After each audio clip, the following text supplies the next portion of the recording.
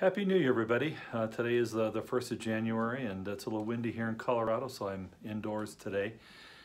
And this is part 2 of a series. And as I was getting ready to name the last one, it was going to be part 1 of 5, and then I decided to add a 6th part to this at the end, which will be on personal security. I had a lot of people ask me questions over the years on, do you carry a weapon? Do you carry a knife? And I've answered a bunch of questions about that, and the pros and the cons of hitchhiking, and maybe some of the do's and don'ts of hitchhiking, and how to make it safe. That's one of the things that I was really apprehensive about, and perhaps still apprehensive as I think about it. It's not the most comfortable thing to do.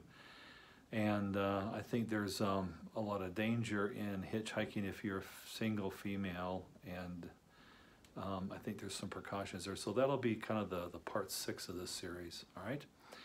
Okay, so for today, forgive my cold, let's talk, this is part 2 of the rules of 3. And that first rule is, remember, 3 minutes on an arterial bleed. And that's all. If you're going to survive, you got 3 minutes to do something about it, or you'll bleed out. Now, thinking about it in backpacking, how will you end up with an arterial bleed? Probably the first thing I can think of that probably could happen, and that is a compound fracture. Okay, so if you've had a really bad fall, and there was a girl. It was on March the 4th in 2016. I'm not sure she was 2.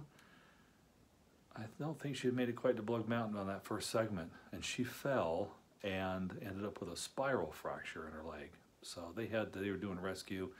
They were mounting a rescue at the parking lot area just down from Springer, and they were heading out to save her and to probably carry her out from wherever she was. I had a really bad fall, my first fall, coming down off of one of the mountains there in that first segment too. I'm trying to remember the name of it. Sassafras. Was it? No, not Sassafras. Was it Sassafras Mountain? Anyway, it was a big, long, flat rock, and it had water on it that had frozen. I didn't see it, black ice, if you will, and took a really bad fall. So probably a compound fracture. Now, if you have a compound fracture, you don't want to try and reset it yourself, because if you didn't tear an artery with the bone coming out, you'll probably catch it and tear it coming in. Now, how do you know you have an arterial bleed? Simply put, it squirts. It's under pressure, and as your heart beats, every heartbeat, it's going to be throwing out blood. Right after my wife and I got married, we were headed back. I think the first month of our marriage, we were still living in my parents' basement, waiting for married student housing to open up for us at the college. And we were heading back home. It just left the campus area, and we watched a car hit a bicyclist. And it was one of those kind of almost like a T-bone situation where he kind of T-boned the cyclist. The cyclist went airborne, and by the time we stopped, we were almost right next to him. So we jumped out, ran over, and he had a compound fracture in his leg, and the blood was squirting. So we had to take some immediate action, and my wife did that while I ran back into town to make an emergency call, because that was pre-cell phone days back then. And okay, how else could you end up with an arterial bleed? A puncture, like we talked about with a motorcyclist. Once again, a fall, where you've fallen and you've impaled yourself, you can end up with an arterial bleed. A rule of thumb: if you've punctured yourself anywhere, really, don't pull anything out, okay? Because chances are whatever punctured you is probably adding pressure to wherever it penetrated, and will help you not bleed to death, okay? So if it's a stick, you can break it off, get help, but the rule of thumb is don't remove something if it's punctured you, okay? Don't pull it out. Another way that you can end up with an arterial bleed, obviously you can cut yourself. Probably won't happen as a backpacker. You don't have a knife that's going to be long enough to do that. This last year, sadly, we had a deranged individual with a machete type of a knife that attacked 2 hikers, and a 3-time Iraqi vet, you know, that lost his life from that. Most likely, you are going to use what I'm telling you today to probably help somebody else out. But you need to be prepared if you're by yourself to be able to do what we call self-aid, okay, on yourself, all right? So if you have, if you end up in a situation where you have an arterial bleed, you've got to stop that bleeding, and that you put pressure on it, all right? I had a heart stent put in, okay, in 2012. And to do that, they go into your femoral artery right about where your crotch is, okay, just right off the side, and they go into that artery and they run a tube up all the way into your heart to be able to open up the blockage and put a stent in. After I had woken up from the operation, I think it had been about a half a day or so, my recollection, the nurse came in and she said, okay, we're gonna have to pull this out of your artery. I'm thinking, that's bad, right? Do they have a plug or something they can put in? And I asked her, I said, do you have some sort of a plug that goes in there so I don't bleed to death? She says, no, we're gonna apply pressure for 20 minutes, but I'm gonna do it for 30 just to make sure. I thought, oh, okay. I was a little nervous, I have to admit. She had a little stool so she could get up above me. And she took a wad of gauze and put it over where the hole was, and she grabbed the tube, and in one long stroke she pulled this thing, and it must have still been up in my heart, because she pulled and pulled. I saw this big long tube, and she threw it, okay, and then took both of her hands and pushed down on this gauze and got up and put all of her, you know, straightened her arms out and put all of her weight right there on that entry. I thought she was going to break my hip. And that went on for 30 minutes as she sat there and just pushed on that. And I really did think I was going to end up with a separated hip by the time I got done. That's how hard she pushed. But it stopped bleeding. And that's with a bunch of, I had a lot of anticoagulant stuff in there, and I had a lot of blood thinners for the procedure. And even with all of that, she still managed to, it actually stopped bleeding. So it does work. Now, as a lightweight and an ultralight backpacker, we never carry first aid kits with us, in the sense of what you go down to REI and you buy this nice, you know, backpacking for 2 people, and it's a nice pouch and it's got a zipper in it, because it weighs too much, and it's stuff that we found over time that we don't need. So I'm gonna pause the video. I'm gonna relocate my camera here, and I'm gonna show you kind of a typical first aid kit, and you're gonna see that that's not gonna work for an arterial bleed, okay? And then we'll talk about what we have, dual use items that will help, okay? All right. Okay, everybody, this is a typical first aid kit. And some of this is dual use items. Here is a Ziploc bag that I use to put everything in, and they last hundreds and hundreds of miles, and you're typically picking them up anyway in hiker boxes, and you can always redo it if if you find that you've torn it. So I think one of the most important things I have in my first aid kit are some butterfly bandages. If you don't know what a butterfly bandage is, it is a bandage that's got adhesive on 2 sides with a thin strip without adhesive in the center, and it's used as a stitch, okay, for a wound. I just recently used one, so I don't know if you can see this or not. Maybe not. About 5 days ago, I actually ran a knife into my finger. I was violating the rules of using a knife. People were close by me, and I was trying to tear something open. As I was pushing the knife out, I couldn't get the right leverage, and without even thinking, I turned towards me, and I stuck the point right into, it hit my bone. Bled a lot. It took 20 minutes to stop the bleeding. I put a butterfly bandage on it after I cleaned it up, and some polysporin, and put another Band-Aid on top of it, changed it 2 days later, and it seems to be healing just fine. Yes, I'll have a little bit of scar there to remind me how stupid I was, okay? Those are the kind of things that'll happen to you more likely when you're backpacking, okay? So if you have a couple butterfly bandages, that's all you need. Let's see, I'll take one of these away here. Now, so Leukotape, this is used for hot spots to prevent blisters from showing up, or if a blister's already happened, you can put this on it. It will not come off. It's not like moleskin where it moves around. You put this on, it'll stay on. Leukotape, and this is wrapped around a smoothie straw, okay? Because of the big roll of it itself is too much. I have used more of this on other people than I've used on myself. New to my kit, thanks to my friend Jess, is a tick puller. But up until I just got that, I had this tick puller. Okay, it's just a pair of tweezers, and I think I'm going to keep it in my pack because I can use the tweezers. And inside there are some X-Acto blades. Okay, these are very good for working with for blisters and ingrown toenails and things that require a very sharp, razor sharp tool that's also extremely lightweight, and it's got a very sharp point on it. And I just put that in with my tweezers into my kit, okay?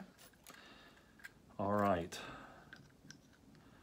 I have a hard time with my with some allergies every now and then, so I carry a little bit of Sudafed with me, some Motrin, some Tylenol, and Imodium. And I realize I usually have 4. I must have used it on my trip into when I went to Zion's National Park. A little sewing kit. This is also dual use, but mostly this needle and thread we'll use to go through blisters. I typically don't have a problem with that, but you need to have it just in case if you're backpacking. I've got a little bit of lip balm here to help out. Once again, since this is a first aid kit, but this is a dual use item. You can smear this on just about anything as a fire starter, and it'll help you start a fire, okay? And it'll burn for a long time. And then some sort of a antibiotic. Now, I usually don't carry this. What I've done in the past is you take a straw and you pinch off one end like this, kind of right down close to the beginning of it there, and you melt it, okay?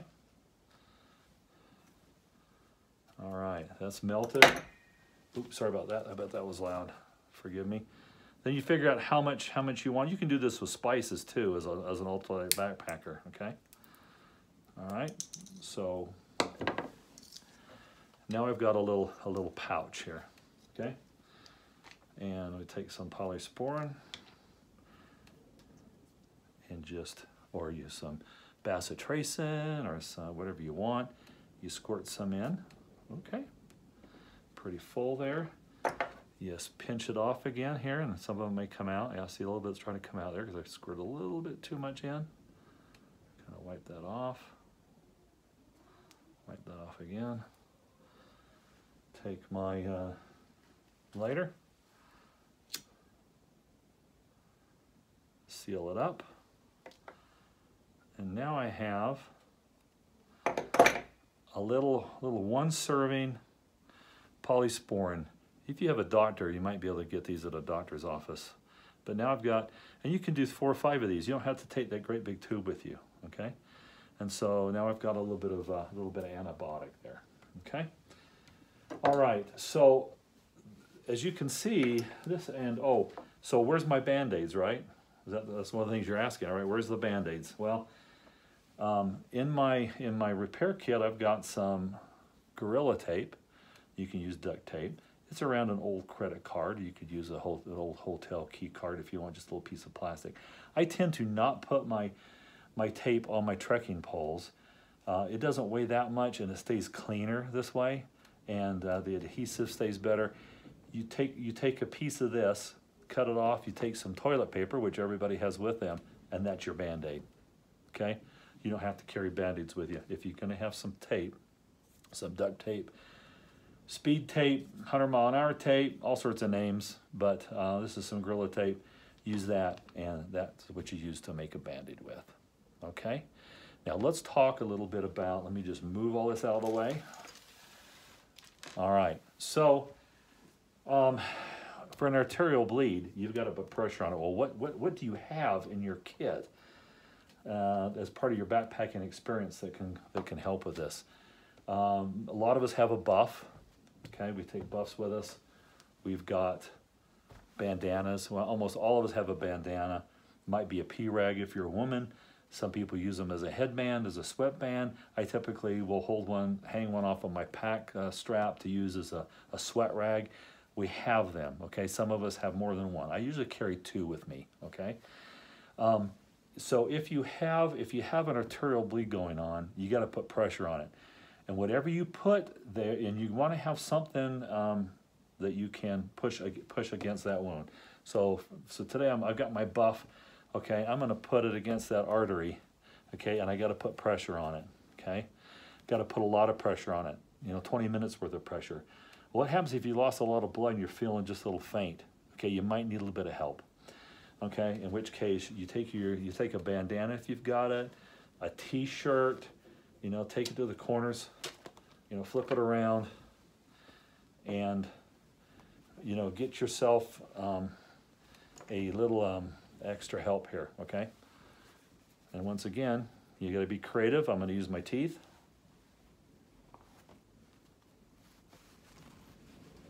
Okay, and you tighten that down as best you can to get it as tight as you can. Okay, now at this point, you can go a little bit hands off if you got to do some other things, but let's say that's not quite working. Okay, what do you do next? You grab a trekking pole, you grab a stick. We'll pretend that this is a little bit bigger stick, okay? You're going to, once again, come back in here, tie this knot best you can, okay? And then you're gonna start twisting this, okay? You're gonna take this, so if it's longer, it's better. And if you got somebody to help you, but you're gonna start twisting this around as best you can to get that knot tightening down on that wound, okay? And if you have and then you can grab a shoestring and you can then tie this stick to your wrist to help keep it in place. Okay, that kind of forms a restricting band. You can do the same technique. Let's say it's just not working. And you're gonna have to do something to save your life. At that point, take this and turn this into a tourniquet. To do that, you're going to take it above the wound, okay? Excuse me, I have to cough here for a second, I think. Maybe not. Okay, quick edit for the cough. You're gonna take this above the wound. Now, if you can save the joint, okay, if it's down here, it's bleeding, try and come up here, try and save the joint. If it's up here close to the joint, you may not have any choice but to come up above the joint, in which case you're gonna do the same thing, okay? Just like we did, okay, but this time you're going to crank it down so hard that it does stop the bleeding, and then you're gonna tie it off, okay? And if you can remember, you're gonna take some of the blood and you're going to put the time on your forehead of when you applied this tourniquet, okay? What are some other things you can use? Let's say you don't have a bandana with you and you don't have a buff with you. All right, take off your t-shirt. You got a shirt on probably, right? Use that. Gals, if you got a bra, take your bra off. It can be used as a restricting band, okay, to do a tourniquet. If you have a belt, use a belt. If you don't have a belt, then how about a strap on your pack? Cut a strap off your pack. Okay, I realized for a second there that you were just looking at me talking with my hands. Sorry about that. So the point I want to make is that the chances of you having a mishap is pretty slim where you're going to have an arterial bleed, but it could happen with a fall, compound fracture, a puncture, a wild animal, a bear attack, a cougar attack, a person attack. Okay, something could cause this. And if you're prepared, that takes a little bit of fear away. Okay, it takes a little bit of fear away if you're prepared. Take a first aid class. You know, take a CPR first aid class from the Red Cross. You know, it's probably good to have. The chances of you coming across somebody who needs your help is probably greater than you needing to self-recover, okay? All right, so, so remember, you've got 3 minutes before you bleed out.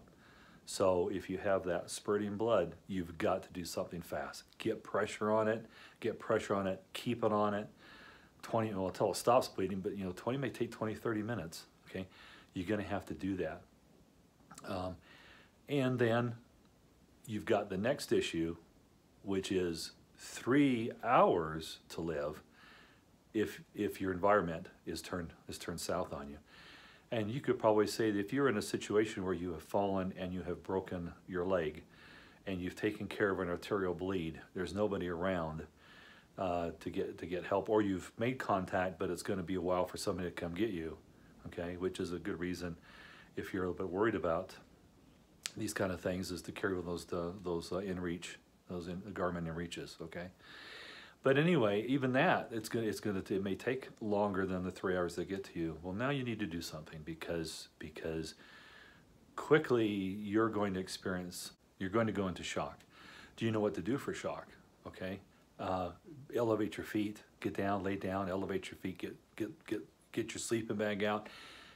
Get it around you. Even if it's summertime, you need to all of a sudden start protecting your heat, because your body in that shock is going to stop regulating itself. Okay. And that regulation is what can lead to other problems, which get you in trouble with the 3 hours to live. Okay, part 3 coming up. Everybody have a great New Year's Day today, and we'll see you on the next episode. Bye.